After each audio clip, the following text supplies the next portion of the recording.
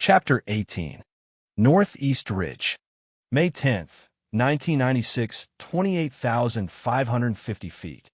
Everest was the embodiment of the physical forces of the world. Against it, he had to pit the spirit of man.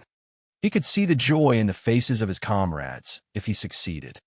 He could imagine the thrill his success would cause among all fellow mountaineers, the credit it would bring to England, the interest all over the world, the name it would bring him, the enduring satisfaction to himself that he had made his life worthwhile.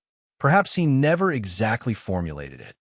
Yet in his mind must have been present the idea of all or nothing. Of the two alternatives, to turn back a third time or to die, the latter was for Mallory probably the easier. The agony of the first would be more than he as a man, as a mountaineer, and as an artist could endure. Sir Francis Younghusband. The Epic of Mount Everest, 1926. At 4 p.m. on May 10th, around the same time, a hurting Doug Hansen arrived on the summit supported by Rob Hall's shoulder. 3 climbers from the northern Indian province of Ladakh radioed down to their expedition leader that they, too, were on top of Everest. Members of a 39-person expedition organized by the Indo-Tibetan Border Police, Sewang Smanla, Sewang Palger, and Dorje Morup had ascended from the Tibetan side of the peak via the Northeast Ridge, the route on which George Lee Mallory and Andrew Irvine had so famously disappeared in 1924. Leaving their high camp at 27,230 feet as a party of 6, the Ladakhis did not get away from their tents until 5:45 a.m. To avoid confusion, all times quoted in this chapter have been converted to Nepal time, even though the events I describe occurred in Tibet. Clocks in Tibet are set to reflect the Beijing time zone, which is 2 hours and 15 minutes ahead of the Nepal time zone, e.g., 6 a.m. in Nepal is 8:15 in Tibet. By mid-afternoon, still more than 1,000 vertical feet below the top, they were engulfed by the same storm clouds that we encountered on the other side of the mountain.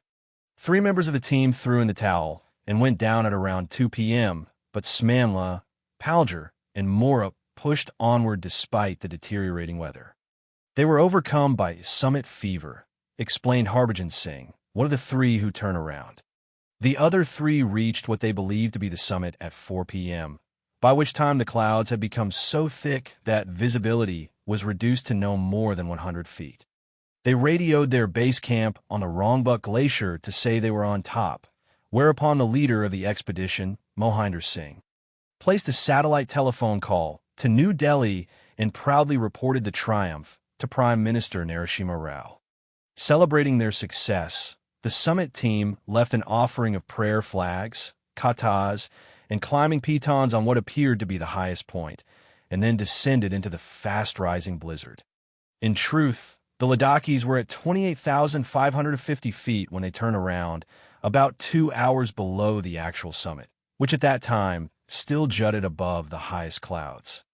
The fact that they unwittingly stopped some 500 feet short of their goal explains why they didn't see Hansen, Hall, or Lopsang on top, and vice versa.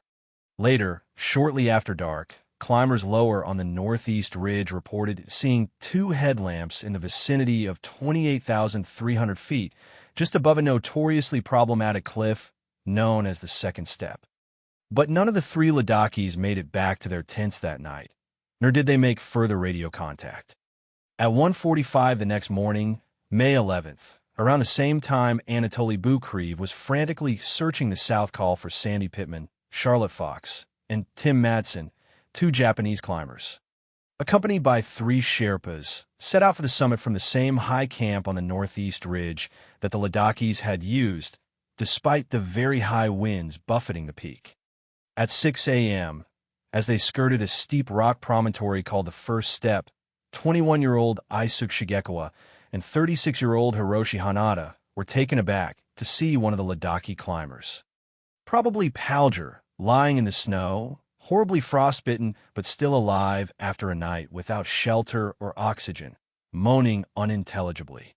Not wanting to jeopardize their ascent by stopping to assist him, the Japanese team continued climbing toward the summit. At 7:15 a.m., they arrived at the base of the Second Step.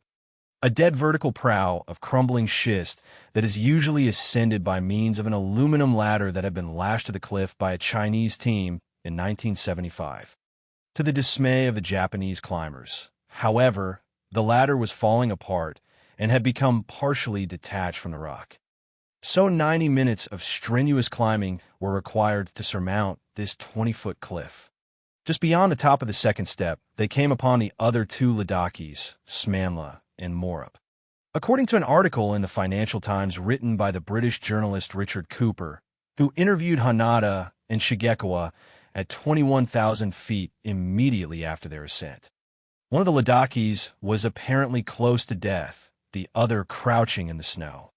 No words were passed. No water, food, or oxygen exchanged hands. The Japanese moved on, and 160 feet farther along they rested and changed oxygen cylinders. Hanada told Cooper, "We didn't know them.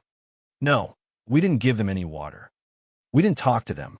They had severe high-altitude sickness. They looked as if they were dangerous." Shigekiwa explained, "We were too tired to help. Above 8,000 meters is not a place where people can afford morality." Turning their backs on Smanla and Morup, the Japanese team resumed their ascent, past the prayer flags and pitons left by the Ladakis at 28,550 feet, and, in an astonishing display of tenacity, reached the summit at 11:45 a.m. in a screaming gale.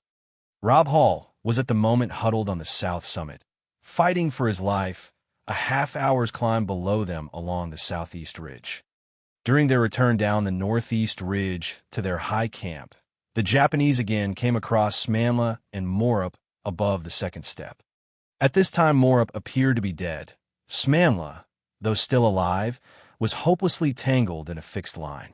Pong Kami, a Sherpa on the Japanese team, freed Smanla from the rope, then continued down the ridge.